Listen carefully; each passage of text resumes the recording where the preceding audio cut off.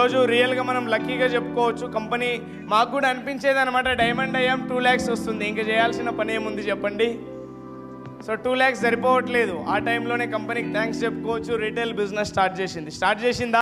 Retail business start చేసింది, దాంట్లో 5 lakhs ఇస్తుంది. తీసుకోవడానికి రెడీనా? ఈరోజు రీటైల్ అంటే మనకు అనిపించవచ్చు మళ్ళీ కొనాలి కదా అని చెప్పేసి. సో రీటైల్లో ఈరోజు చూడండి ఎన్నెన్నో కంపెనీలు ఉన్నాయి, ఎన్నెన్నో వర్క్ చేస్తున్నాయి. టాటా ఉన్నాడు, సాల్ట్ అమ్ముతాడు. బాటా ఉన్నాడు, చెప్పులు అమ్ముతాడు. అంబానీ ఉన్నాడు, మామిడికాయలు కూడా అమ్ముతాడా లేదా? రిలయన్స్ ఫ్రెష్లో వెళ్ళి చూడండి, చట్నీలు కూడా అమ్ముతాడు, పికిల్స్ కూడా అమ్ముతాడు. డిమార్ట్ ఉంది, ఎన్నెన్నో అమ్ముతాడు అనమాట. డిమార్ట్ వాళ్ళు అమ్ముతారా లేదా? సో బిగ్ బజార్ ఉంది, ఎన్నెన్నో అమ్ముతాడు, వెళ్ళి కొంటామా లేదా? సో చెప్పండి, ఈరోజు పతాంజలి ఓనర్ ఎవరు? రామ్దేవ్ బాబా ఎవరు?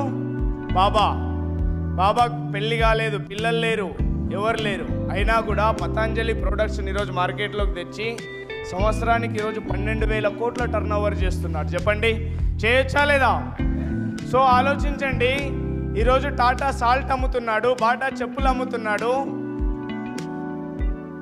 రామ్దేవ్ బాబా వచ్చేసి అన్నీ అమ్ముతున్నాడు. అతనికి పిల్లలు లేరు, డబ్బులు అవసరం లేదు, బట్టలు కూడా వేసుకోడు, చెప్పులు కూడా వేసుకోడు ఆ మనిషి.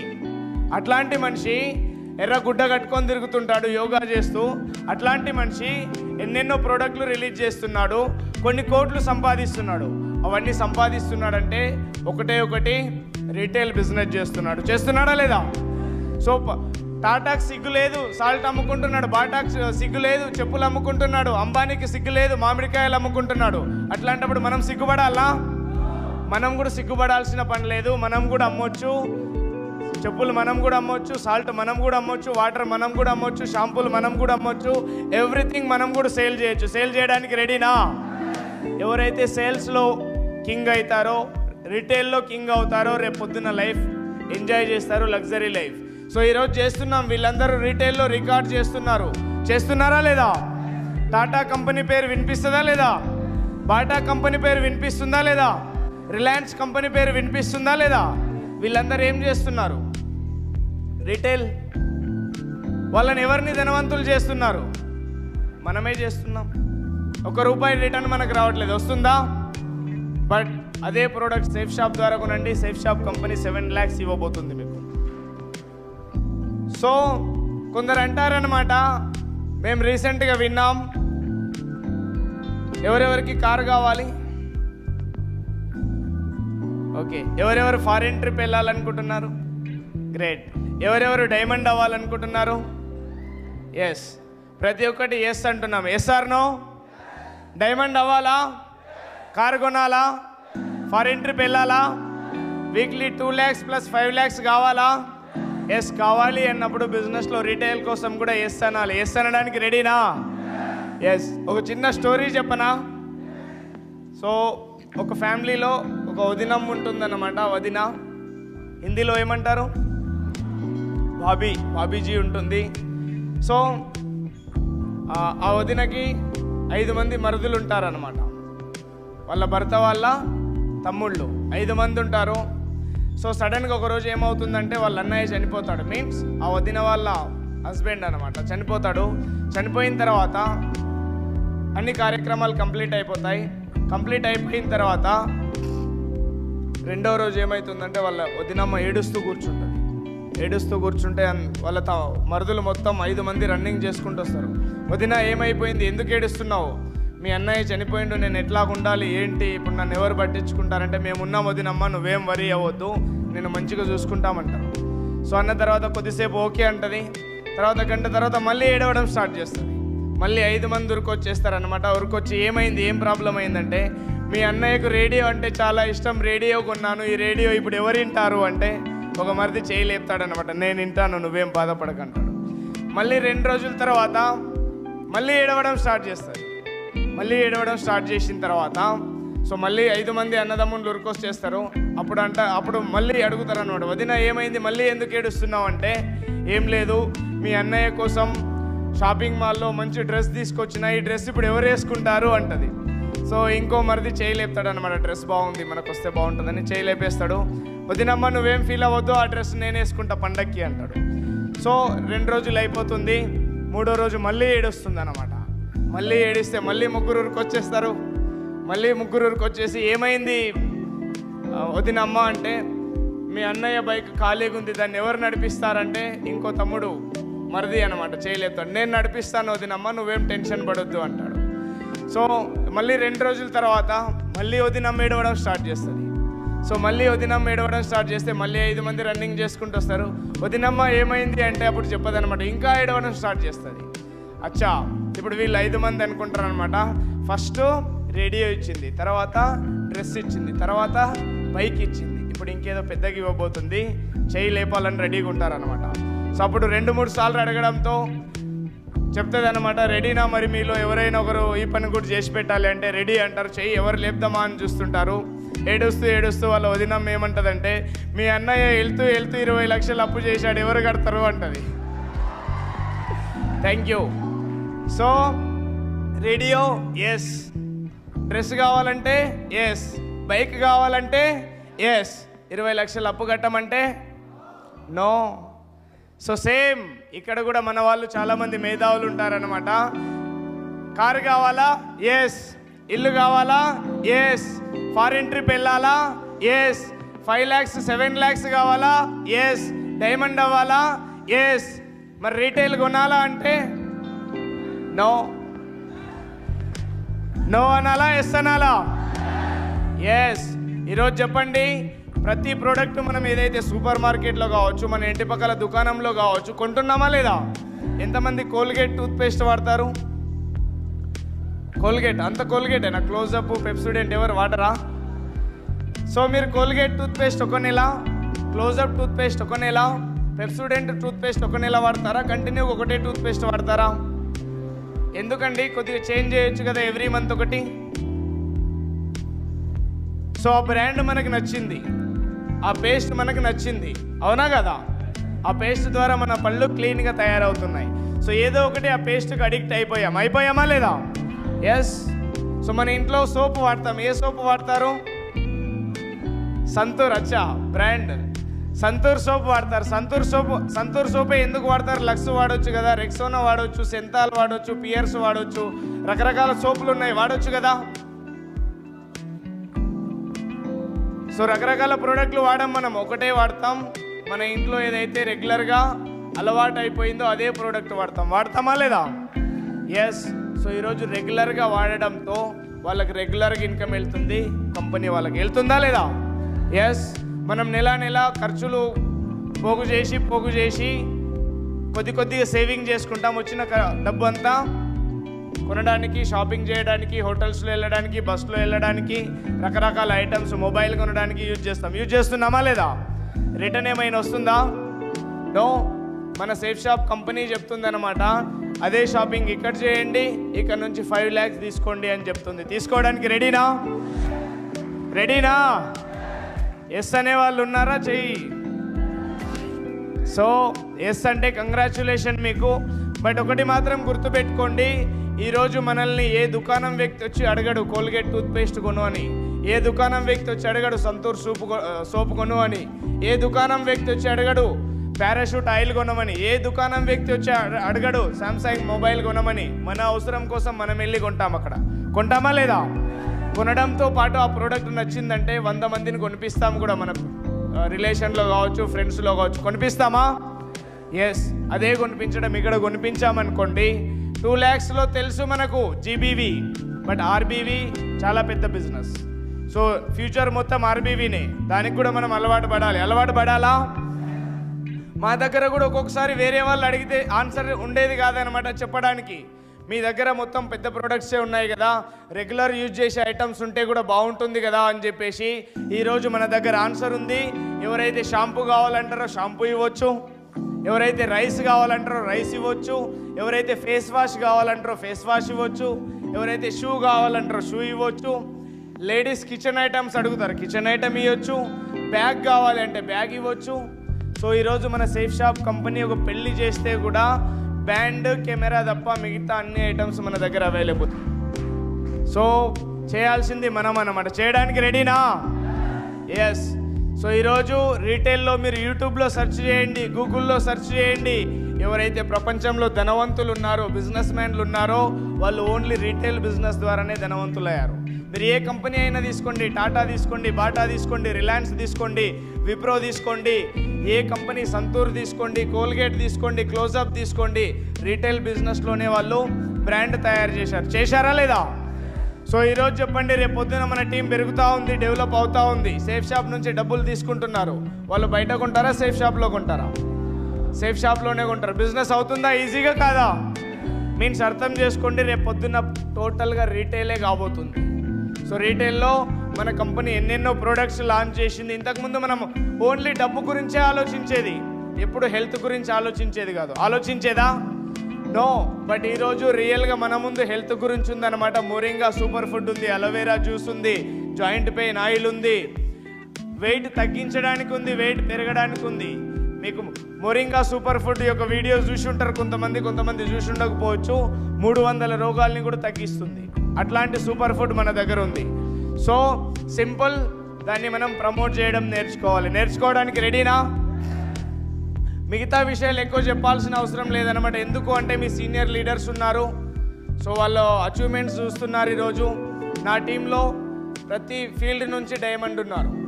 7th క్లాస్ చదివిన వ్యక్తి, ట్యాక్సీ నడిపే వ్యక్తి మనోహర్ డైమండ్ అయ్యాడు. కూరగాయలు అమ్మిన వ్యక్తి, ఐస్ క్రీమ్లు అమ్మిన వ్యక్తి, తర్వాత సెక్యూరిటీ గార్డ్గా పనిచేసిన వ్యక్తి యాదగిరి సార్ డైమండ్ అయ్యాడు.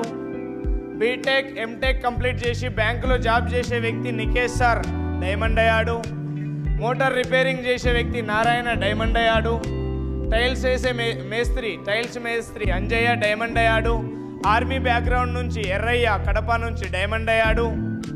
తర్వాత వచ్చేసి అనిల్ మీ ముందే ఉన్నాడు, మంచి professional, MBA plus BTech 2 complete చేశాడు, డైమండ్ అయ్యాడు. సో మీకు ఏ కేటగిరీ కావాలి? ఏజ్లో పెద్దగా వాళ్ళు కావాలా, చిన్న వాళ్ళు కావాలా, ఎడ్యుకేటెడ్ కావాలా, ఎడ్యుకేషన్ లేని వాళ్ళు కావాలా? ఎవరు కావాలన్నా మన దగ్గర రెడీ ఉన్నారు. మీరు రెడీనా? మరి వర్క్ చేయాలి అంటే అందరూ ఉన్నారు చూడడానికి. మీరు అచీవ్మెంట్ చూడడానికి అచీవ్మెంట్స్ ఉన్నాయా లేదా? మీన్స్ ఒకటి మనం కమిట్మెంట్ తీసుకోవాలి. కమిట్మెంట్ తీసుకోవడానికి రెడీనా? కమిట్మెంట్ ఏం లేదు, ఒకటే కమిట్మెంట్ మీ ముందు కనిపిస్తుంది అన్నమాట.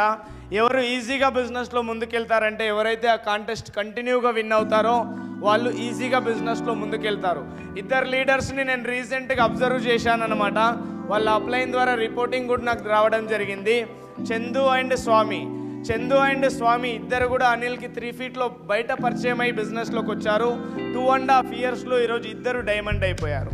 చందు కావచ్చు, స్వామి కావచ్చు, అనిల్కి ఫ్రెండ్స్ కాదు, రిలేషన్ కాదు, వాళ్ళ ఊరు విలేజ్ కూడా కాదు. బట్ అయినా కూడా సిద్దిపేటలో వెళ్ళి బస్ స్టాండ్లో ఒకరిని పరిచయం చేసుకున్నాడు, ఒక రూమ్లో ఒకరిని పరిచయం చేసుకున్నాడు, ఇద్దరిని డైమండ్లను చేశాడా లేదా? ఎస్. అనిల్ వాళ్ళ ఫ్రెండ్స్ నమ్మలేదు, అనిల్ వాళ్ళ రిలేషన్ నమ్మలేదు, డైమండ్ అయ్యాడా లేదా? మా ఫ్రెండ్స్ నమ్మలేదు, మా రిలేషన్ నమ్మలేదు, మేము వదిలేశాం, ఫ్రెండ్స్ని వదిలేశాం, రిలేషన్ వదిలేశాం, ఫ్యామిలీని వదిలేశాం. బట్ అప్లైన్ వదలలేదు, కంపెనీని వదలలేదు, సిస్టమ్ని వదలలేదు, డైమండ్ అయ్యి మీ ముందు.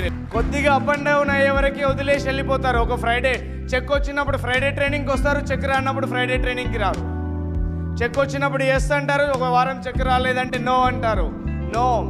చెక్ వచ్చినా రాకున్నా వర్క్ చేశాం, రిజల్ట్ వచ్చినా రాకున్నా వర్క్ చేశాం, జాయినింగ్ అయినా కాకున్నా వర్క్ చేశాం, ప్రతి ఫంక్షన్ అటెండ్ చేశాం, ప్రతి మీటింగ్ అటెండ్ చేశాం, ప్రతి ట్రైనింగ్ అటెండ్ చేశాం, ఎవ్రీథింగ్, ప్రతి ఒక్కటి. పర్సనల్ లైఫ్లో ఎన్నో ఎంజాయ్మెంట్స్ని కూడా వదులుకున్నాం.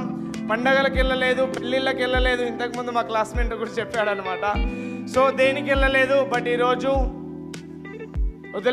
వెళ్ళలేదు అంటే వాళ్ళందరినీ వదిలిపడేయలేదు. బట్ ఈరోజు వాళ్ళందరూ కూడా హ్యాపీనా కదా? ఎస్. సో 3-4 ఇయర్స్ కొద్దిగా సాక్రిఫైస్ చేశామంటే చాలా పెద్ద రిజల్ట్ ఉంది. తీసుకోవడానికి రెడీనా? సో వెళ్తూ ఫైనల్గా మీ ముందు కొందరు హీరోల్ని ముందుకు తీసుకొస్తాను. రీటైల్లో కూడా ఎక్సలెంట్గా పర్ఫార్మెన్స్ చేస్తున్నారు. సో వాళ్ళని తీసుకొచ్చే ముందు ఒక 2 విషయాలు నిన్న నోటీస్ చేశానన్నమాట. సో ఒక ట్రైనింగ్ వింటూ సో ఎవరైతే పైసలు పోగు చేసి మీన్స్ డబ్బుల్ని సేవ్ చేసి ఎవరు ధనవంతులు కాలేదు ఇప్పటివరకు ప్రపంచంలో. ఈ విషయం గుర్తుపెట్టుకోండి. ఎవరైతే పైసలు ఖర్చు పెడతారో, ఖర్చు పెట్టడం మీన్స్ అనవసరమైన విషయాలకు కాదు, ఎవరైతే ఖర్చు పెడతారో వాళ్ళే ధనవంతులయ్యారు. పోగు చేసి ఏం చేస్తారంటే ఎవరికో ఒకరికి ఇచ్చేసి వెళ్ళిపోతారు. అవునా కదా? చిన్న సేవింగ్ చేసి పెద్ద ధనవంతులం కాలేం. బట్ ఆ చిన్న చిన్న ఇన్వెస్ట్మెంట్ అనేది చాలా పెద్ద ఫ్యూచర్ ఇస్తుంది. సో ఈరోజు చిన్న చిన్న ఖర్చులు పెడుతుంటాం మనం కూడా. జర్నీ చేసే టైంలో కావచ్చు, బైక్ పైన వెళ్ళేటప్పుడు పెట్రోల్ వేసుకుంటాం. ఈరోజు ఫంక్షన్కి వచ్చాం, కాంట్రిబ్యూషన్ పే చేస్తామా లేదా? ఎస్. ఎవరైతే ఇక్కడ కూర్చున్నారో కొన్ని విషయాలు తెలుసుకుని ఉంటారు, కొన్ని రికగ్నిషన్ చూసుకుని ఉంటారు. ఎవరైతే భయపడి ఇంట్లో కూర్చున్నారో ఇవన్నీ విషయాలు వాళ్ళకి తెలుస్తాయా? నో. వాళ్ళు ముందుకు వెళ్ళగలుగుతారా? వెళ్ళొచ్చు, బట్ ఇక్కడ ఉన్న వాళ్ళకంటే ముందు ఫాస్ట్గా వాళ్ళు ముందుకు వెళ్ళలేరు. ఇక్కడ ఉన్న వాళ్ళు ఫస్ట్ వెళ్ళగలుగుతారు. డైమండ్ అవుతారు అంటే ఇక్కడ ఉన్న వాళ్ళు ముందు అవుతారు. అవుతారా లేదా? ఎస్. మీన్స్ అర్థం చేసుకోండి, డబ్బులు ఆదా చేసి చిన్న చిన్న ఏమంటారు పిసినార్తనం చేసి ఎప్పుడు కూడా ధనవంతులం కాలేం. మనస్ఫూర్తిగా ఖర్చు పెడితే ధనవంతులం అవుతాం. అవడానికి రెడీనా? ఇంకొక సామెత నిన్ననే చూశానన్నమాట. సో తల్లిదండ్రులు సంపాదించిన డబ్బుతో మనం స్టైల్ కొట్టకూడదు. మీన్స్ హిందీలో ఉంది, బాప్ కా కమాయి సే కమండ్ నై కర్నా అంటారు. అప్నా కమాయి అప్నా హోనీ చెయ్యే, కమండ్ హమారా బాప్ కర్నా చెయ్యే అంటారు అనమాట. మీన్స్ అర్థమైందా? Thank you. ఏంటంటే దానికి మీనింగ్ ఏంటంటే తల్లిదండ్రులు సంపాదించిన దాంతో మనం స్టైల్ కొట్టకూడదు, మనం ఈగో చూపించకూడదు, మనం గర్వంగా ఫీల్ అవ్వకూడదు. సంపాదించాలి మనం, స్టైల్ కొట్టాలి మన నాన్న. గట్టిగా చెప్పండి, స్టైల్ ఎవరు కొట్టాలి? అది రియల్ సక్సెస్ అన్నమాట. చేయడానికి రెడీనా? మన దగ్గర రియల్గా అట్లాంటి chance safe shop company success support system మీ అప్లయన్స్ ద్వారా ఎవ్రీడే మీకు ఛాన్స్ దొరుకుతుంది. మీ ఫ్యామిలీని కావచ్చు, మీ 3 జనరేషన్స్ని కావచ్చు ఒక లగ్జరీ లైఫ్ స్టైల్లోకి తీసుకెళ్ళడానికి ఎవ్రీ మార్నింగ్ మీరు నిద్ర లేవగానే మీకు ఛాన్స్ దొరుకుతుంది మీ లైఫ్ చేంజ్ చేసుకోవడానికి. రెడీనా మరి? కంపెనీ 18 ఇయర్స్ నుంచి ఉంది. ఇంతకుముందు 2 lakhsలో వర్క్ చేసేది ఇప్పుడు 7 lakhsలో వర్క్ చేస్తుంది. తీసుకోవడానికి రెడీనా? ఎస్. రెడీ అంటే ముందుకెళ్దాం. సో మనతో పాటు కొంతమంది హీరోలు ఉన్నారన్నమాట. రీసెంట్గా గోల్డ్ మెడల్ విన్ అయ్యారు రీటైల్లో. వాళ్ళని చూద్దామా? గోల్డ్ మెడల్ విన్ అయ్యారు వాళ్ళు. సిల్వర్ని చూసాం, పర్లను చూసాం, గోల్డ్ని చూసాం. సో వాళ్ళతో పాటు ఈరోజు రియల్గా వీళ్ళు రియల్ హీరోలు అనమాట. మిగతా వాళ్ళు కూడా హీరోలే, బట్ వాళ్ళకంటే రీటైల్లో కూడా పర్ఫామ్ చేసి చూపించారు, గోల్డ్ మెడల్ అచీవ్ చేసి. సో వాళ్ళని చూద్దామా? వాళ్ళని సన్మానించుకుందామా? రెడీనా? కొద్దిగా డైల్ అయినట్టు. సో టైగర్ టీంలో ఉన్నాం మనం, అవునా కదా? టైగర్ మాదిరిగా ఉండాలి. ఒకసారి బిగ్ క్లాప్స్తో వాళ్ళని ఇన్వైట్ చేద్దామా? సో గోల్డ్ మెడల్ హీరోలను ఇన్వైట్ చేద్దాం. మీ అందరి బిగ్ క్లాప్స్తో మ్యూజిక్తో A Tirupati, M Karthik Reddy, J Parashuram, G Ramesh, B Karunakar, K Madhu, Fauzia, Suryakant, Shivaiah, Ganesh, Srinivas, Appal Naidu, Surya, Satyanarayana, Ramana, Naresh, Anjaneyulu, N Upender, N Narender, B Balasubrahmanyam, M Raghu Tirupati. Please welcome on the stage. వీళ్ళు జీబీవీలోనే హీరోలు అవ్వలేదు, ఆర్బీవీలో కూడా హీరోల మంజూయించారు. కాబట్టి వీళ్ళందరికీ బిగ్ క్లాప్స్ అండి, big claps.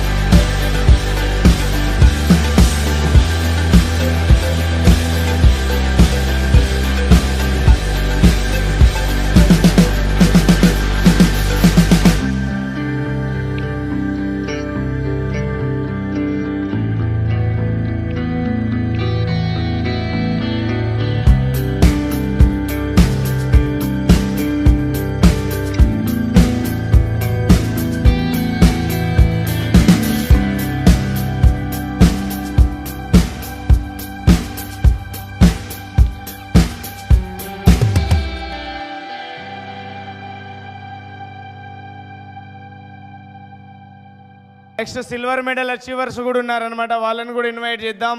P Kumar, T Ramdas, M Ashok, T Jhansi, K Ashok, L Shivakumar, T K Suresh. Please welcome on the stage.